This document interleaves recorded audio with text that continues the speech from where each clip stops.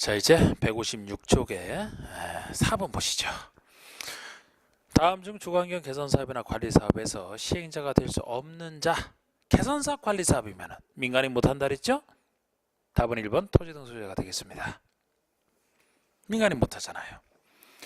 자, 그리고 5번은 주거환경 개선사업을 시행하는 데 있어서 동요건을 설명한 것이다.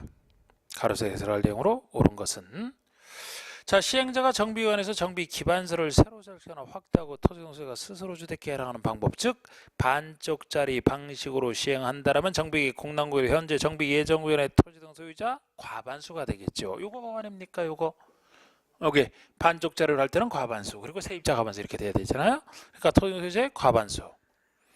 그리고 그 아래 시행자가 정비의 전부레이블을 수용하여 주택을 건설하는 소유주에게 우선 공급하는 방법으로 시행한다. 수용 방식이죠. 그러면은 원칙으로 돌아가서 토지등 소유자 3분의 2 이상 동의와 세입자 과반수니까 제일 처음에 나오는 것은 과반수, 뒤가 3분의 2 이상. 답은 2번이 되는. 자, 6번은 주거환경 개선 사업을 시장은수가 직접 시행하나 주택공사 등이나 특수법인을 시행자로 지정하여 시행하게 하려고 할 때 일정한 경우는 세입자 동의를 생략할 수 있다. 다음 중 그 경우가 아닌 거. 여러분, 여기서 지금 세입자 동의만 생략할 수 있는 경우를 얘기합니다. 우리 두 동의 다 생략하는 경우는 이제 천재지변 긴급한 경우니까 있는데, 요 세입자 동의만 생략할 수 있는 경우는 세입자 이익을 지켜줄 필요가 없을 때 이런 식으로 생각하시면 돼요. 그래서 여기서 숫자 나오는 것은 5번처럼 세입자 세대수가 토지등소유의 2분의 1 이하다. 세입자 세대수가 소유자의 2분의 1 반 이하라면 생각보다 굉장히 적은 겁니다. 이럴 때는 굳이 세입자 이익 지켜줄 필요 없다. 세입자 동의를 해도 되고 생략해도 된다는 겁니다. 이 정도 숫자지 나머지는 다 말로 이해하시면 되거든요. 1번의 세입자가 입주 가능한 임대주택이 이미 충분하여 임대주택을 건설할 필요가 없다고 시도의사가 인정하면은 임대주택이 충분하니까 세입자가 거기에 입주하면 되겠네요. 보호주택이 마련됐으니까 생략할 수 있다. 그리고 2번의 수용 방식으로 사업을 할 때죠. 이게 답이 되는 겁니다. 우리 1번과 5번 외에는 생략할 수 있는 경우가 5가지 개선사업의 방식 중에 상대적으로 세입자에게 좀 해가 없는 방식 3가지지 수용 방식과 혼용 방식은 거기서 빠집니다. 그러니까 사실 수용 방식이 제일 무서운 방식이에요. 우리 시행자가 소유자 입장에서도 개선사업을 수용으로 하게 되면은 수용 보상금은 달성되니까 작죠. 거기다 주택을 지어준다. 분양가는 높습니다. 그래서 그 차익을 낼 수 있어야 살 수 있는데 낼 사람들은 달성돼서 살아오지도 않았죠. 가난해서. 그래서 개선 수용 방식으로 하게 되면 소유자가 다 떠날 수밖에 없는, 고향을 떠날 수밖에 없는 방식이라 소유자가 떠날 정도면 세입자는 더 버틸 수가 없죠. 그래서 우리 5가지 방식 중에 반쪽짜리는 전혀 해가 없고, 환지 방식도 세입자가 소유자가 받을 환지에 가서 권한 행사하고, 관리 처분에 따라 조론 방식도 관리 처분 내용 중에 세입자 손실을 보상하는 평가가 들어가 있기 때문에 나머지 방식 그때는 생략할 수 있지, 2번처럼 수용 방식일 때는 생략할 수 없는 대표적인 예로 보셔야 돼요. 그래서 2번이 답이고, 3번의 시행자가 기반서를 정비하고 소유자가 스스로 주택계를 반쪽짜리, 아까 얘기한 거고, 환지도 그렇죠.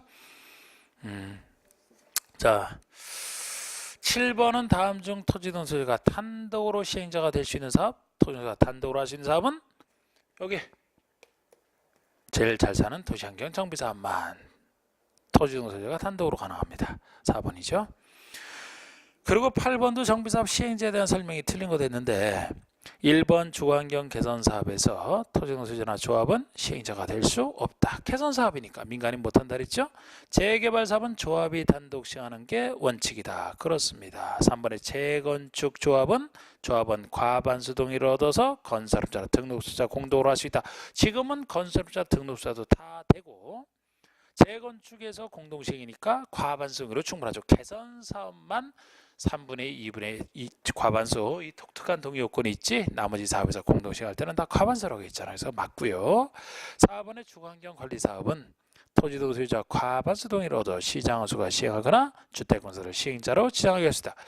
여러분, 관리사업 요게 틀렸습니다. 주거환경 관리사업은 제가 아까 민간인이 못하는 사업 중에서 주거환경 관리사업은 시장은수가 할 때는 동의가 필요 없다. 시장은수가 할 때는 동의가 필요 없고 주택공사 지정할 때만 과반수 동의인데 지금 이 지문은 조합 소유자 과반수 동의를 얻어서 시장은수, 주택공사 등이 한다. 그러니까 시장은수가 할 때도 과반수 동의를 얻으라는 얘기가 되니까 틀렸죠.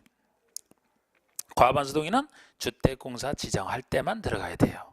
틀렸고, 가로주택 정비사업은 조합은 과반수 동의를 얻어 시장은수, 주택공사 등과 공동시행. 공동시행 할 때는 이것도 과반수 동의죠. 자, 우리 9번 볼까요? 정비법상 정비사업의 공동시행에 관한 설명으로 틀린 것은 했는데, 주거환경 개선 사업에서 시장운수가 주택공사 등과 건설업자를 공동시행자로 지정하려면 개선 사업에서 공동시행할 때 동의요건은 독특한 동의요건인 토지등수자 3분의 2 이상 동의와 세입자 세대수 과반수 동의 원칙 맞습니다. 요거 빼놓고 나머지가 이제 공동시행할 때가 과반수잖아요. 그러면 재개발 사업은 조합은 3분의 2 이상 동의를 얻어서 건설업자, 등수자가 공동으로 할 수 있다. 요게 3분의 2가 아니고 공동시행이니까 과반수 동의가 되죠. 그래서 2번이 틀렸고, 3번의 도시환경 정비사업은 조합은 과반수 동의를 얻어서 시장공사 공동으로, 가로주택 정비사업도 과반수 동의를 얻어서 주택공사 등과 공동으로, 주거환경 관리사업만큼은 공동시행에 대한 규정이 아예 없다라는 얘기까지 이걸 통해서 이제 공동시행 공부하시라고 만들어낸 겁니다. 10번의 다음은 정비사업 대행에 관한 설명이다. 틀린 거. 우리 정비법 대행은 개발법 대행과 헷갈리면 안 돼요. 우리 개발법에서는 일부 대행이라고 해서 공공이 시행을 하다가 민간이 잘하는 일부만 대행시키는 걸 얘기하는데, 우리 정비법에서는 전부 대행이라고 해서 공공이 못하는 경우는 없어요. 그래서 민간인인 토지등수지나 조합이 하는 사업을 그들이 못할 때 시장은수나 지정개발자, 공사 등이 이 민간 시행자를 대행하는 걸 얘기를 합니다. 자, 1번의 토지 등 소유자 조합을 설립한 경우는 조합은 과반수 동의로 대행을 요청하는 경우에 대행자가 대행을 할 수 있다. 우리 대행을 할 수 있는 사안은 크게 두 가지예요. 하나는 민간 시행자가 하는 사업을 계속하기 어렵다고 시장원수가 인정할 때 할 수 있고, 그건 시장원수가 인정했을 때만 가능한데, 만약 시장원수가 인정 안 할 때 대비해서 지금 1번처럼 당사자가 스스로 대행을 요청한다. 과반수 동의를 요청할 때요. 과반수 동의를 우리 못하겠으니까 대행해달라 이렇게 요청할 때 할 수 있습니다. 특히 지금 1번에는 과반수 동의로 대행을 요청한다는 것이 지금까지는 기출문제가 없는 게 이번에 신설된 거예요. 신설된 사유. 그러니까 특히 이거 좀 기억하세요. 대행을 요청할 때는 소유자 과반수 동의로 요청한다는 거. 여기서 정답은 아니지만 이거 중요한 겁니다. 2번에 대행자는 시행자에게 청구할 수 있는 보수 비용의 상환에 대한 권리로서 시행자에게 귀속될 대정할주를 압류할 수 있다. 우리 대행을 하게 되면 대행은 이름은 자기 이름으로 합니다. 대행자 이름으로 하지만 계산이 시행자 계산 주의하셔야 돼. 시행자 계산으로 하기 때문에 대행자는 대행자가 맞는 것은 다 시행자에게 귀속이 되고요. 대행자는 시행자에게 보수비용만 청구하는 구조가 되거든요. 그래서 여기처럼 2번의 대행자는 시행자에게 청구할 수 있는 보수비용의 자기 채권에 의해서 시행자에 귀속될 부동산을 압류할 수 있어야 되는 겁니다. 3번의 시장허수가 아닌 대행자는, 즉 지정개발자나 공사 등 시장허수가 아닌 대행자는 재산의 처분, 자금의 차입 등 시행자에게 재산상 부담을 가하는 행위를 하고자 할 때는 미리 시행자 동의, 미리 시행자 동의가 아니고 미리 시장허수 승인 이렇게 해야 됩니다. 우리가 시장허수가 아닌 대행자가 대행을 한답시고 오히려 그 시행자에게 해를 끼치는 행위를 할까봐, 만약에 재산을 처분하면 대행자가 팔았지만 시행자 계산하니까 시행자 재산을 판 거 아닙니까? 자금을 빌리면 대행자가 빌렸지만, 대행자 이름으로 빌렸지만 시행자 계산이기 때문에 채무자는 시행자가 되는 거예요. 그렇기 때문에 이런 부담을 가하는 행위를 함부로 해서는 안 되기 때문에 미리 하기 전에 시장허수 승인을 얻으라는 겁니다. 시장허수가 지켜주겠다 그런 뜻이에요. 여기서 시행자 동의는 틀린 게 이미 시행자가 어려워서 대행하는 거 아닙니까? 무조건 동의해주게 돼 있어요. 의미가 없어. 물에 빠진 사람이라. 시장허수 승인입니다. 4번의 시장훈수인 대행자는 시행자에게 재산상 부담을 가하는 행위를 하고자 할 때 미리 시행자 동의를 얻을 필요가 없다니까 맞는 거죠. 시장훈수는 동의 얻을 필요 없습니다.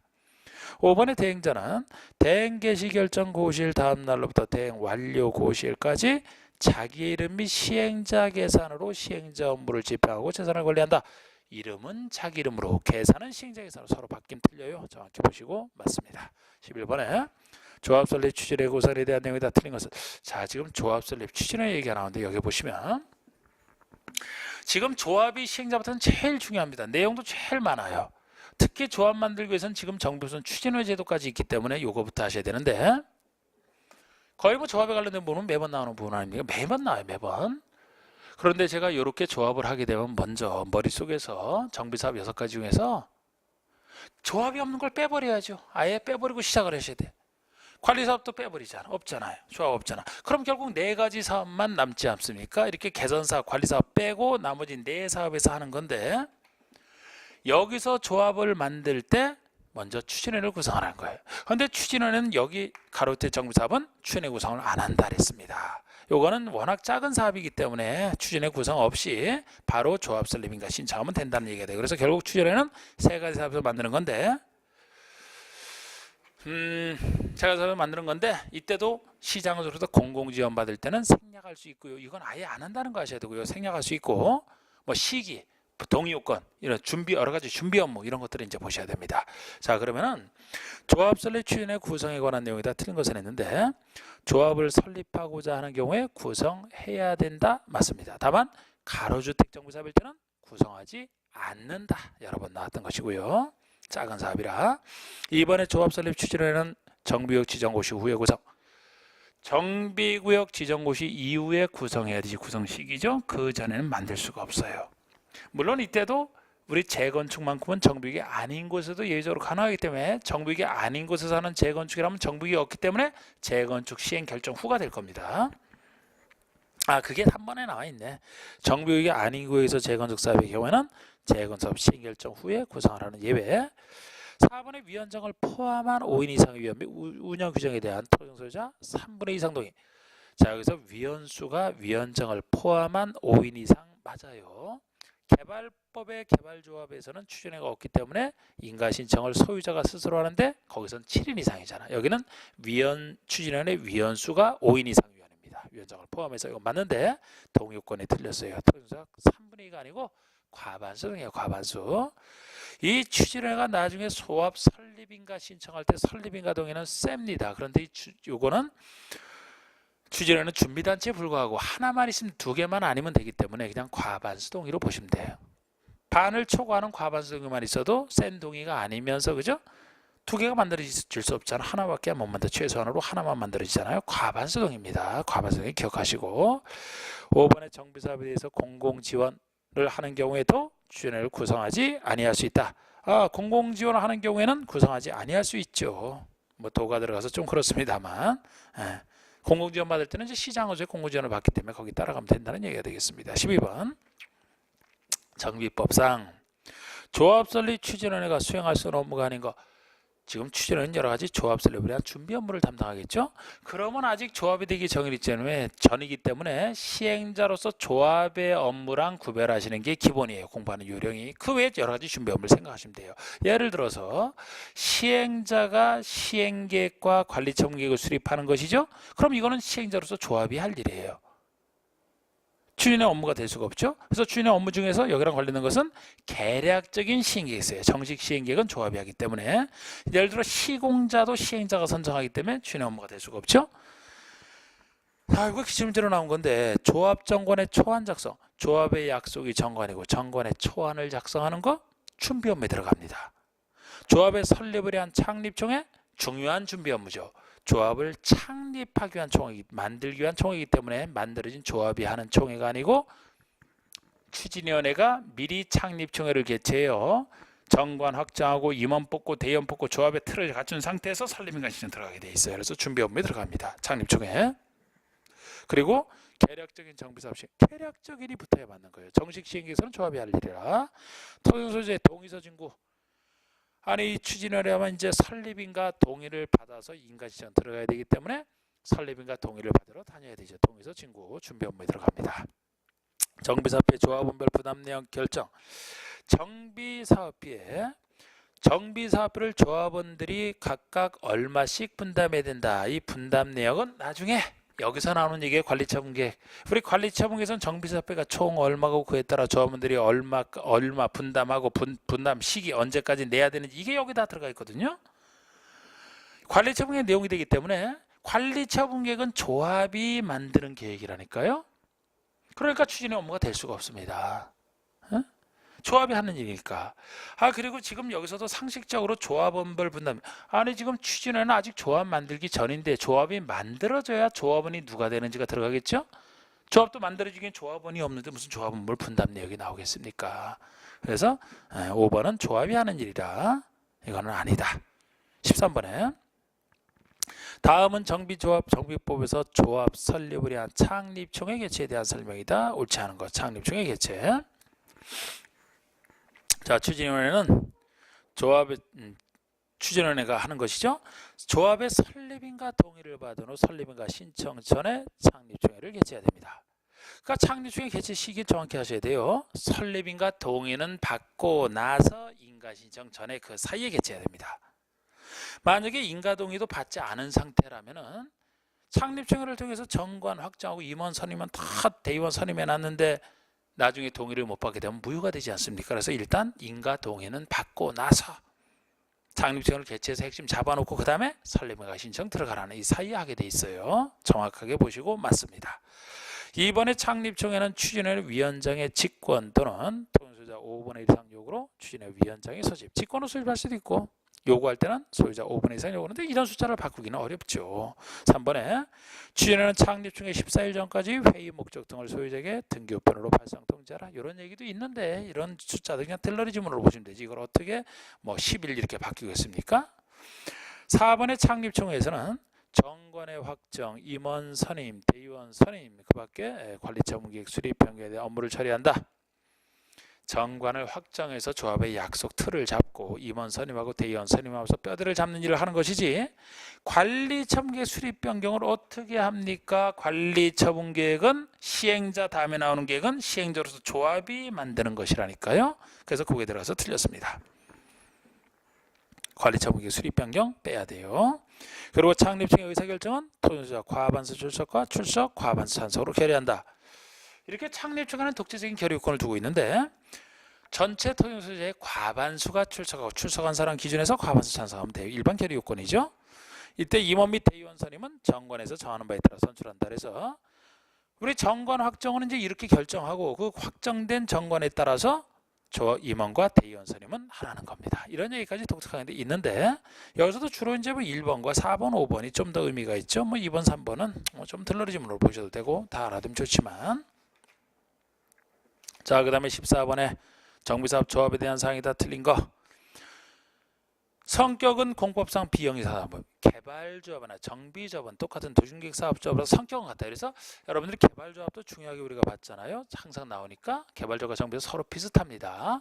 그런데 이제 차이가 나는 곳 위주로 하셔야 되는데 정비조합에서 할 일이 훨씬 더 많아요.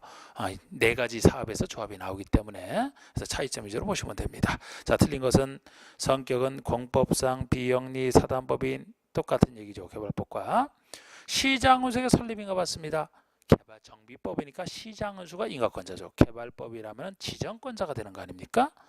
구역지정권자, 여기는 시장운수 작은 사업이라 조합은 명칭 중에 정비사업 조합이라는 문자를 써야만 되고요. 4번의 조합은 설립인가를 받은 때로부터 30일 내에 등기해야 성립한다. 이것도 법의 특징 똑같은 거예요. 개발조합이랑 30일 내 등기. 조합에 대해서는 이 법에 규정한 것을 제외하고는 민법 중 조합에 관한 규정을 준용한다가 틀렸죠. 민법 중 사단법인에 관한 규정을 준용한다. 공법상 비영리 사단법인이니까 조합이 아니잖아요. 민법 중 사단법인에 관한 규정을 준용하는 거 이것도 개발법인이랑 똑같은 겁니다. 5번 틀렸고요. 자, 우리 15번에서 이제 인가동의가 나오는데 여러분 여기 또 보시면 자, 지금 이제 조합할 때 우리 성격은 다 똑같다고 했죠. 그럼 여기서도 먼저 설립인가를 시장운수에게 먼저 받아야 되는데 설립인가 동의 요건이 4가지 조합에서 이제 달라지는 것 틀을 잘 잡으셔야 돼요. 여기 설립인가에서부터 뒤에까지 관리처분가 쭉 이어지는 기본 틀입니다. 조합을 하게 되면은 제가 6가지 지금 4가지도 출발하되 개선사 관리사 뺐으니까 이 중에서도 재건축은 주로 예외가 인정하는 것이라 여기서도 재건축은 예외가 된다. 원래부터 예외 아닙니까? 재건축은? 그런데 조합에서는 가로주택 정비사업도 나중에 예외로 추가된 거예요. 왜? 추진회 구성을 안 하기 때문에 추진회 구성 안 하는 대신에 설립인가 신청할 때는 좀 더 센 동의를 받아라. 안 하는 대신에 그러기 때문에 나중에 예로 등장했기 때문에 결국 네 가지 사업 중에서 이 틀을 잘 잡으셔야 돼. 재개발과 도시환경 정비사업 이것이 원칙, 재건축과 가로주택 정비사업이 예외. 나중에 관리청계까지 쓴다니까요. 계속 이 원칙과 예외 이렇게 틀을 잡으시고, 자, 우리가 앞에서 도시개발조합의 설립인가 동의 요건도 중요했거든요. 거기서는 면적 3분의 2 이상 해당하는 소유자 동의와 총수 2분의 1 일반 동의였습니다. 그거 하나였죠. 그런데 여기서는 훨씬 조합이 많아서 복잡해지는데 인가동의 중요한 건 다 똑같아요. 자, 재개발과 도시환경정비사업 원칙적으로 해놓고 이게 원칙이니까 원칙부터 하시는데, 여기서는 토지 등 소유자 동의와 그 다음에 면적 이 순서로 합니다. 개발과 정반대죠. 개발부에서는 면적부터 나오고 소유자가 뒤에 나오는데 여기는 토지 소유자 먼저 나오고 면적이 나옵니다. 반대인데 이 순서를 뒤바꾸지는 않아요. 원래 처음에 정비법에서는 소유자 동의만 받았는데 나중에 면적이 추가돼서 그렇습니다. 자, 토지 소유자 이렇게 순서 잡아놓고 토지 소유자 4분의 3 이상 및 면적 2분의 1 이상의 동의. 이 숫자는 외워놔야 되지만 보세요. 쉽지 않습니까? 이렇게 적어놓고 보니까 재개발과 도시환경 정비사업에서는 토지 소유자 4분의 3 면적 2분의 1 카운트다운이잖아. 카운트다운. 미사일 발사할 때 카운트다운. 4, 3, 2, 1 발사 이렇게 하지 않습니까? 4, 3, 2, 1. 이걸 4, 3, 2, 1로 쫙 기억을 하시고 가로주택 정비사업은 추진구성 안 하는 대신에 동의권은 좀 더 세진다 그랬잖아. 그래서 원칙 4, 3, 1을 잡은 상태에서 가로주택 정비사업은 이거보다 세다. 토지 소유자 5분의 4 면적 3분의 2 다 4, 3, 1에다가 다 1을 더했죠. 다 1이 더해졌죠. 이렇게 기억하시면 좋아요. 요게 10분의 8 법에서는 이렇게 표현합니다. 10분의 8이나 5분의 4 같은 얘기 아닙니까? 제가 외우기 좋게 5, 4, 3, 2로 바꿔놓은 거예요. 그래서 5, 4, 3, 2 가로주택 정비사업은 5, 4, 3, 2 즉 10분의 8 3분의 2다. 그리고 재건축은 예외가 복잡한 게 재건축에서는 주택 단지 안이랑 단지 밖이랑 구조가 다르기 때문에 둘 다 동의를 다 갖춰야 되는데 밖이 포함되면 단지 안에서는 단지 전체 역시 소유자 면적 동의가 있고 각 동별 동의를 다 갖춰야 되는데 단지 전체에서는 소유자 4분의 3 면적 4분의 3 4343 동의 이렇게 보세요. 4분의 3 센 거죠 이게. 근데 동별로는 소유자 과반수 동의. 예? 전체 4분의 3 43을 유지했는데 어떤 동 때문에 못해서는 안 되기 때문에 동별 동의요건은 엄청 낮춘 거예요. 소유자 과반수 동의만 받으면 동별 동의는 채워집니다. 둘 다 갖춰야 돼요. 그리고 단지 밖이라면 소유자 4분의 3 면적 3분의 2 4332가 됩니다. 단지 안에서는 전체 4343 동별 과반수, 단지 밖에서는 4332. 지금까지 기출문제는 요거와 재건축과 나머지를 섞어서 하나하나씩 낼 때 아직까지는 재건축을 모르고 다른 것만 알아도 431, 5431을 알아도 맞추는 문제가 나왔는데 혹시 뭐 재건축 알아야만 맞추는 문제 나올지도 모르잖아요 앞으로는. 그래서 요거는 기본이고 요거까지도 같이 해도 돼요. 요거는 중요한 숫자 중에 하나입니다. 그래서 요거는 꼭 우리가 알아둬야 될 숫자예요. 자, 그래서 지금 15번에 다음 중 재개발사업 도시환경 정비사업의 추진회가 조합을 설립하고자 하는 때 얻어야 될 동의요건 재개발과 도시환경 정비사업 원칙이죠. 그러면 431 431 근데 숫자는 4321이 어이구 4번도 있고 5번도 있네. 4번은 또는이라서 틀렸어요. 제가 개발법 정비법에서 이 두 가지 동의요건 나오는 건 다 밑이잖아. 밑 또는 형태 없잖아요. 어느 한쪽에 둘 다 갖춰야 돼요. 그래서 4번은 또는이라서 틀렸고 5번이 밑 431 맞습니다. 5번이 주의하시고 그 다음에 16번에 가로주택 정비사업의 토지소유자가 조합을 설립하고자 할 때 얻어야 될 동의요건은 가로주택 정비사업이니까 5, 4, 3, 2 10분의 8 3분의 2 10분의 8 3분의 2 4번이 되겠죠. 4번이 되겠죠. 17번은 정비법상 재개발사업 조합의 설립을 위한 동의자수 산정 시 다음에서 산정되는 토지소유자 수는, 자 여러분 토지소유자 수 계산할 때 어차피 사람 수를 계산해야지 그 동의를 받지 않습니까? 지금 재개발이니까 뭐 소유자, 토지소유자, 건축자, 지상권자 다 들어가잖아요. 그런데 동의자 수 산정할 때 이런 것도 가끔 계산 문제 내는데 토지와 건물은 원래 별개 부동산 아닙니까? 그러니까 토지와 건축물은 별개 각각 계산을 하되 나머지는 다 한 사람으로 보시면 돼요. 예를 들어서 공유하고 있으면 공유자, 대표자 한 사람만 사람 수로 인정이 돼요. 공유자 한 사람. 한 사람이 여러 물건 가지고 있으면 원래 한 사람이고, 그죠? 한 사람이 여러 물건 가지고 있으면 한 사람이죠? 그런데 하나의 물건을 여러 명이 공유하고 있으면 대표자 한 사람만 인정합니다. 하나의 땅이기 때문에. 그리고 만약에 여기처럼 재개발 사업이면은 지상권자도 들어간다 그랬죠? 지상권이 땅에 설정돼 있다라면은 그 땅에는 하나의 땅인데 소유자는 당연히 있고 거기 지상권자가 설정돼 있기 때문에 하나의 땅에 소유자 지상권자 있다? 대표자 한 명만 인정하는 거예요.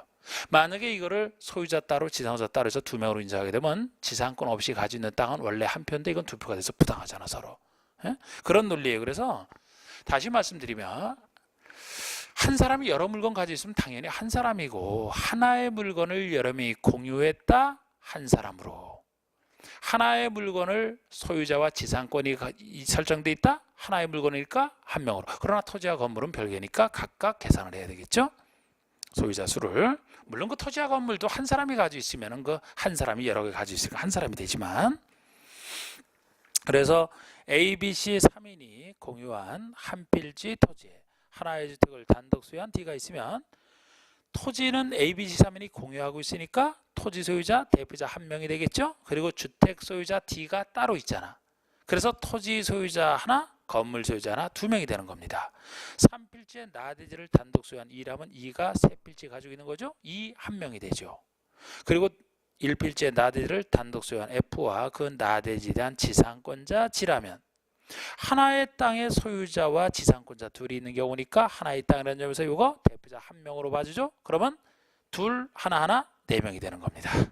18번 정읍상 가로수에 들어갈 내용을 바르게 나열한 것은 실제 출제됐던 문제 아닙니까? 재건축 사업의 추진회가 조합을 설립하고자 하는 경우에 단지가 아닌 지역이 정비에 포함됐다. 단지가 아닌 지역의 토지나 건축물 소유자 얼마 이상 및 면적 얼마 이상 소유자 동의를 얻어 시장호수 설립인가 받아야 된다. 그러니까 시장호수 설립인가 동의죠. 재건축인데 단지가 아닌 곳이니까 4.3.3가 돼야 되죠. 그래서 기업권이 4분의 3, 면적이 3분의 2, 기억니은. 그러면 4.3.3이 이렇게 나오는 것이 3번, 4번 둘밖에 없어요. 그러면 그 다음 걸 보니까 가로주택 정비사업의 대응 요건 아닙니까? 그럼 가로주택 정비사업 제가 아까 5.4.3이 10분의 8, 3분의 1 했죠? 그러면 디귿번의 10분의 8, 미음번이 3분의 2가 돼야 돼요. 그러면 10분의 8, 3분의 2 나오는 것은 4번밖에 없잖아요. 그러니까 당시 이 문제도 기억니은 재건축에 대한 걸 몰라도 디귿리을이 하나만 나와 있기 때문에 그것만 알아도 맞추는 문제 아닙니까? 당시는 이렇게 나왔죠. 근데 지금은 뭐 재건축도 정확히 알아두시는 게 좋아요. 답은 4번입니다.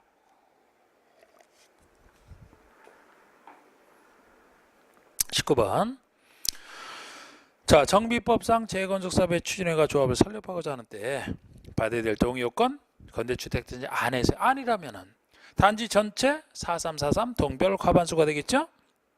그러니까 2번의 동별 과반수 단지 전체 4343 답이 2번이 되는 겁니다. 자, 20번 보세요. 다음 동의의 철회에 대한 내용이다. 옳지 않은 것은 요거는 뭐 좀 어렵게 나올 때 대비한 거, 그만큼 출제 빈도는 낮지만 어렵게 나올 때 대비한 거예요. 옳지 않은 거 설립인가 동의를 철회하려면 설립인가 신청 전해라. 이건 일반적 얘기죠. 항상 동의를 철회하려면 그 설립 인허가 신청 전해야 하는 거죠. 원칙인데 우리 정비법에서는 일단 보세요. 이번에 철회를 하려면 동의 상대방 및 시장원수에게 철회서에 신분증명서 사본을 첨부하여 내용증명 방법으로 발송하라. 철회할 때는 동의 상대방에게도 철회서 보내고 시장원수에게도 보냅니다. 그럼 시장원수는 받은 것을 다시 동의 상대방에게 알려주게 돼 있고, 그때 철회 효력 발생은 직접 철회서를 받은 때와 시장원수로부터 받은 때 둘 중에 빠른 때 효력 발생, 뭐 그런 식의 얘기가 존재하죠. 하여튼 2번 맞고, 3번의 철회서에는 토지등 소유자의 인감도장을 날인하고 인감증명서, 이거 옛날 얘기입니다. 이거 하도 인감도장을 도용하는 경우가 많아서 지금은 철회서든 동의서든 마찬가지예요. 지장 찍고 원시적으로 지장 찍고 자필로 서명하고 신분증명서 사본 첨부하는 겁니다. 인감증명서 필요 없어요. 인감 같은 경우는 이제 해외 장기간 체류한다라든지 특수한 경우만 예외적으로 인정하는 거예요. 보통은 지장. 그래서 3번 틀렸습니다. 4번은 시장호수가 처리서를 받은 때는 지체 없이 동의 상대방에게 처리서가 접수된 사실을 통지하라. 그럼 5번의 처리 의사 표시는 처리서가 동의 상대방에 도달한 때 또는 시장호수가 동의 상대방에게 처리서가 접수된 사실을 통지한 때 중에 빠른 때 효력 발생하는 거 맞게 돼 있고, 빠른 때 서로 알게 되니까 처리서에서 아니까 21번도 어려울 때 어렵게 출제할 때 대비한 문제예요. 각종 동의의 철회나 반대 의사 표시 시기에 대한 내용이 옳지 아니한 거. 원칙적으로 동의 철회나 반대 의사 표시는 해당 동의에 따른 인허가 신청 전까지 하는 게 원칙입니다. 이건 개발법에도 나와 있는 원칙인데 우리 정부에서는 한결 복잡한 게 여기에 대한 예외로서 인허가 신청 전까지 철회가 아니고 처음 동의한 때로부터 30일까지만 철회할 수 있지 30일 지나면 철회 못하는 조기 확정을 위한 그 중요한 동의 세 가지가 따로 존재합니다. 그게 2번의 정비구역 해제에 대한 동의고요. 3번의 조합 설립에 대한 동의, 5번의 추진이나 조합 해산에 대한 동의 세 가지입니다. 그러니까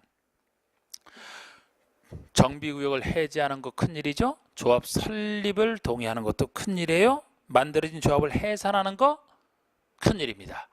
이 세 가지 동의는 중요한 동의이기 때문에 인허가 신청 전까지 처리할 수 있는 게 아니고 조기 확정, 처음에 동의한 때로부터 30일까지만 처리한다. 즉 30일 지나면 철회 못한다. 철회 못하게 함으로써 조기 확정을 노리는 이 세 가지가 있는데 그것도 설립에 대한 동의는 다시 예외가 존재해요. 그래서 지금 2번처럼 정비구역 해제에 대한 동의는 최초로 동의한 때로 30일까지만 처리할 수 있다. 맞고요. 4번의 조합 설립에 대한 동의도 최초로 동의한 때로부터 30일까지만 처리할 수 있다는 게 일단 원칙으로 돼 있어요.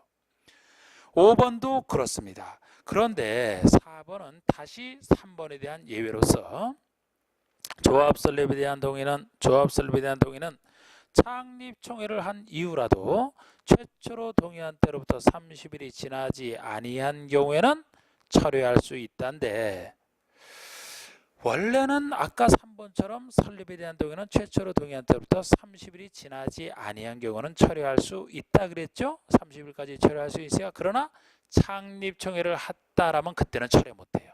그래서 이게 틀린 겁니다. 아니 아까 제가 창립총회를 설립인가 동의를 받고 나서 하라고 했는데 설립인가 동의를 받고 나서 중요한 창립총회를 했는데 그 이후에도 30일이 지나지 않았다라고 해서 철회를 허용하게 되면은 창립총회가 동의 요건을 채우지 못해서 무효가 될 수도 있잖아요. 그래서 이미 창립총회를 했으면 중요한 총회를 했기 때문에 30일이 지나지 않아도 철회할 수 없다 그래야 됩니다. 그래서 4번. 자, 22번 보시고 정비법상 정비조합의 조합원과 관련된 설명이 더 옳지 않은 거. 조합원. 자, 또 여기를 한번 보시고 아까 조합에서는 굉장히 할 일이 많아요. 매번 나오니까. 자, 지금 조합원은 누가 되는지 역시 중요한 얘기죠. 조합원도.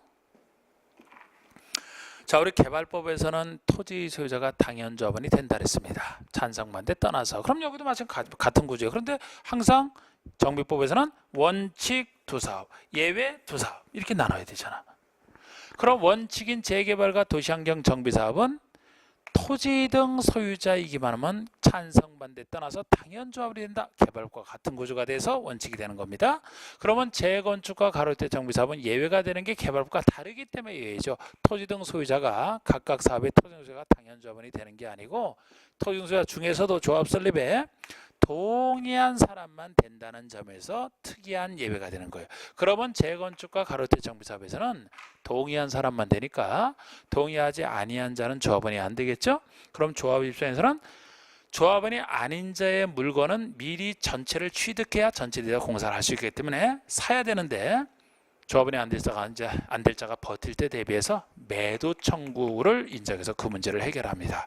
당신 물건 시가로 나에게 팔아라. 매도 청구를 통해서. 그래서 이 매도 청구는 재건축과 가로대 정비사업에서 동의한 사람만 조합원이 되다 보니까 동의하지 아니한 즉 조합원이 안 될 자의 물건 취득과 관련해서 인정하는 것이라 다른 사업에서는 나올 필요가 없는 거예요. 이렇게 연결되는 부분 아니겠습니까? 그리고 이때 조합원에서도 일단 요거를 아셔야 되고 이때도 그 대표자 한 사람만 조합원으로 인정하는 경우 그것도 보셔야 되죠. 자, 우리가 공유하고 있으면 대표자 한 명만. 그리고 만약에 여러 사람 소유자가 있지만 한 세대에 속하기 때문에 한 명만 대표자 한 명만 조합으로 보는 경우도 있어요. 이때는 세대를 달리했다 하더라도 원래 달리하면 다르게 봐야 되는데 세대가 다르다 하더라도 원래 같이 살아야 될 사람인 배우자와 20세 미만인 미혼인 20세 미만인 직계비속은 한 세대로 본다. 그 얘기도 있습니다. 그리고 조합 설립인가 후가 전제이죠. 조합 설립인가 후에 한 사람이 있었는데 그 한 사람의 물건을 다른 사람이 각각 나눠서 취득해서 공유가 아니고 각각 여러 사람이 소유하게 됐다 하더라도 설립인가 후에 그렇게 됐으면 그때는 각각을 인정해 주는 게 아니고 소유 대표자 1명만 조합으로 본다. 그 얘기까지도 정부의 특이한 얘기로서 있죠. 조합원에 관련된 건 기본적으로 아까 20번, 21번보다는 당연히 중요한 얘기가 되는 겁니다.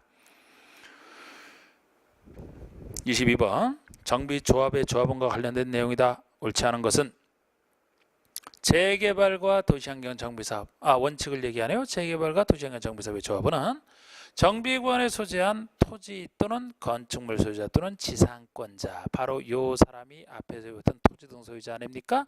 요 사람들이 찬성만 됐다는 해서 당연 조합원이 되는 것이고, 이번에 재건축사업과 가로주택 정비사업에서는 그 사업에 동의한 토지 등 소유자만 조합원이 된다. 정확하게 아시고, 그렇잖아요. 수인의 토지 등 소유자가 1세대에 속하는 경우에 수인을 대표하는 1인을 조합원으로 본다. 이 얘기. 다만 이때도 공공기관 지방 이전 시책에 따라 이전하는 공공기관의 소유한 토지나 건축물을 양수한 경우 양수한 자를 조합원으로 본다. 그래서 이거는 이제 지방으로 이전하는 공공기관 활성화를 위해서 이 사람들이 가지고 있는 공공기관의 땅을 양수한 경우는 양수한 자를 조합원으로 본다. 혜택 주는 겁니다. 4번에 동일한 세대별 주민등록표상에 등재되어 있지 아니한 배우자와, 즉 세대를 분리해 있는 배우자와 미혼인 20세 미만의 직계 비속은 세대를 분리해 있어 같은 세대로 본다. 아셔야 되고, 5번에 설립인가 후가 전제되어 있어요.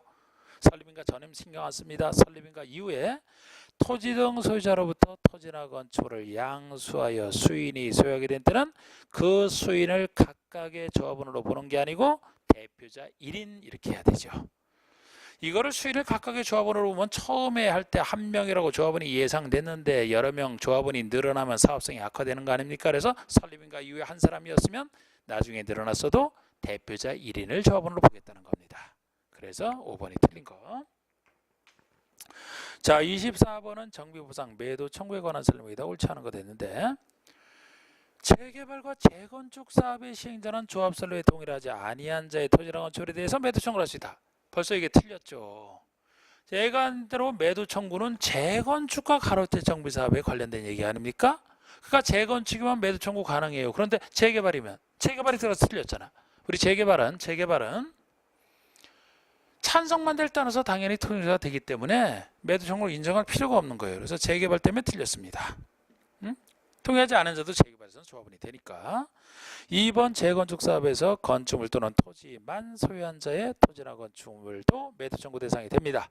우리 재건축에서만큼은 애초에 토지 등 소유자 개념이 건축물 및 그 부속 토지이기 때문에 건축물 또는 토지만 소유하고 있다 그러면 처음부터 토지 소유자가 아닌 게 재건축이잖아. 아니기 때문에 처음부터 조합원이 안 될 사람이에요. 그러니까 매도 청구 가능합니다. 시장운수나 주택공사 등 신탁업자의 사업시행자 지정에 동일하지 아니한 자의 부동산도 매도 청구를 할 수 있는 거 맞아요. 이건 뭐 예의적 시행자 지정에서 나오는 얘기지만 반대한 자에 대해서 할 수 있습니다. 시가 매도 청구할 수 있다. 공법에 나오는 여기뿐만 아니고 모든 매도 청구는 5가지에 나오는 모든 매도 청구는 다 시가예요. 비싸게 받으려고 안 파는 것이기 때문에 시가 매도 청구를 이제 공시지가, 감정가 이런 거 아닙니다. 다 시가예요. 시가. 이거 물어본 적도 있고요. 여기서 시가란 재건축으로 인해 발생할 것으로 예상되는 개발이익이 포함된 게 시가가 되겠죠. 개발이익이 배제되면 안 되겠죠. 맞습니다. 그래서 자 24번은 투기개발지구로 지정된 지역 안에서 의 재건축 사업의 경우에 조합 설립인가 후에 해당 정비사업의 건축물 또는 토지를 양수한 자는 조합원이 될 수 없다. 원래 조합원 지위 이전은 이전이 됩니다. 조합의 설립인가 후에 조합원의 양도 증여 등으로 새로운 권리를 취득한 자는 조합원이라 봐요. 그러니까 그 물건을 소유한 사람이 새로운 소유자가 그 조합원이 되는 거 아니겠습니까? 그런데 예외적으로 재건축도 투기과열지구에서 재건축이라면은 이때는 조합원 지위 이전이 안 됩니다. 안 돼.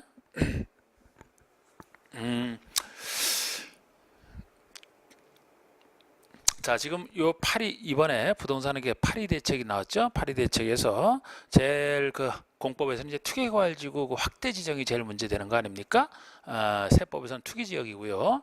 근데 우리 투기과열지구가 무서운 게 지금까지는 이 투기과열지구가 사실상 3년 전부터 사실상 전국에 어디에도 지정이 안 됐었어요. 그런데 지금은 서울과 경기 일부 세종까지 확대가 됐기 때문에 이제는 투기과열지구 관련된 거는 이제 중요한 얘기가 다시 돼버리는 건데 여러분. 원래 조합원 지위 이전은 됩니다만 투기과열지구가 지정된 곳에 재건축이라면은 새로 물건을 취득한 자가 조합원이 안 된다는 게 특징이에요. 안 된다는 게 특징입니다. 그래서 서울에 그 재건축이 다 강남에 몰려 있는데 거기서는 이제 투기과열지구가 지정되는 그 파리 대책 이후에는 누가 살 사람이 사봤자 조합원이 안 되기 때문에 거래 절벽이 나타날 수밖에 없는 거예요. 아직까지 이게 설립인가 후부터 그렇기 때문에 설립인가 재건축 중에서 아직 조합 설립인가를 받지 않은 곳이면 그때는 이전이 되죠. 그런데 그게 막 2억 이상 떨어진 게 나오고 있지 않습니까? 대부분은 설립인가 받았다면 그 이후에는 조합원 지위 이전이 안 되는 게 아주 투기과열지구가 무서운 거예요. 그런데 이때도 부득이한 사유가 있으면은 그때는 다시 조합원이 됩니다. 그러나 다음의 양도자 즉 부득이한 사유가 있는 양도자로부터 그 건축을 토지를 양수한 자는 조합원이 될 수 있는데 그 사유가 아닌 것은 이제는 투기과열지구 문제가 있기 때문에 이제는 이걸 좀 볼만한 게 있는데 마치 여기서 부득이한 사유라는 것은 마치 주택법에서 분양권 전매 제한을 하더라도 분양권 전매를 할 수 있는 부득이한 사유 있죠. 그거는 주택법에서 중요하지 않습니까? 그거랑 여기랑 비슷해요. 그리고 여기에 추가적으로 더 있는 것도 있는데 그거는 여기서는 빼놨습니다. 자, 대세대원의 근무 생업상 사정으로 인하여 세대원 전원이 해당 사업구역에 위치하지 아니한 특광시군으로 이전한다. 근무 생업상 사정 이거 부득이한 사유 아닙니까? 뭐 질병치료 취약계로 마찬가지죠. 상속에서 시도한 주택으로 세대원 전원이 이전한다. 세대원이 질병치료 취약 결혼 등 세대원 전원이 다른 곳으로 이전한다. 다 부득이한 사유. 세대원 전원이 해외 이주, 전원이 해외 이주. 5번에 세대원 전원이 3년 이상 해외 체류, 이것이 2년 이상 해외 체류죠. 그래서 이게 틀린 건데 우리 해설을 보세요. 부득이한 사유가 기역, 니은, 디귿, 리을 그 밖에 0이 정하는. 제가 여기선 그 밖에 0이 정한다 그래서 0은 소개를 안 해놨는데 지금 정세가 바뀌지 않았습니까? 투기과열지구가 완전히 확대됐기 때문에 이제는 0이 정한 것은 문제화시키지는 않았지만 0이 정하고 있는 사유가 이렇게 보시면 돼요. 여기서 추가로 설명드립니다. 책에는 없는 내용을. 투기과열지구가 확대돼서 그래요. 여기만 있는 얘기인데 자 지금 조합의 설립인가 이후에 지금 조합원 지위가 넘기지 못하게 돼 있으니까 조합의 설립인가를 받았다면 사업시행인가를 빨리 신청해서 사업시행권을 따야 되죠. 요때 설립인가 받은 때로부터 사업시행인가 신청을 2년 내 안 하고 있는 재건축 중에서도 그 건물을 2년 이상 보유한 자 그러면 다른 사람에게 팔 수 있습니다. 그러면 사업시행인가를 받았다고 칩시다. 사업시행인가를 받으면 사업시행권 땄으니까 바로 이때까지 공사를 빨리 착수를 해야 돼. 자 그런데 이 사업시행 인가 받고 나서 공사 착수를 해야 되지 않습니까? 그래서 착수를 2년 내 안 했다. 그런데 2년 동안 안 하고 있는 재건축의 부동산 중에서 역시 그 부동산을 2년 이상 보유하고 있다. 착수했어요. 착수했으면 빨리 준공을 해야 되지 않습니까? 착수한 때로부터 준공 3년 내 안 하고 있다. 그러면은 3년 내 안 하고 있는 토지로 그 재건축의 토지로서 3년 이상 보유하고 있다. 각각 여기서 설립인가로부터 사업시행권 따라 사업시행권 땄으면 착수하라, 착수했으면 준공하라. 이것을 둘, 셋. 아까 우리 해제처럼 둘, 셋 이렇게 돼 있어요. 각각 2기간 동안 보유를 해야 되기 때문에 사실상 여기에 받는 사람은 여기서 빠져나갈 사람이 뭐 강남에서 차고 팔고 하니까 좀 쉽지가 않겠죠. 요 얘기까지. 자, 요 얘기까지도 대통령령에서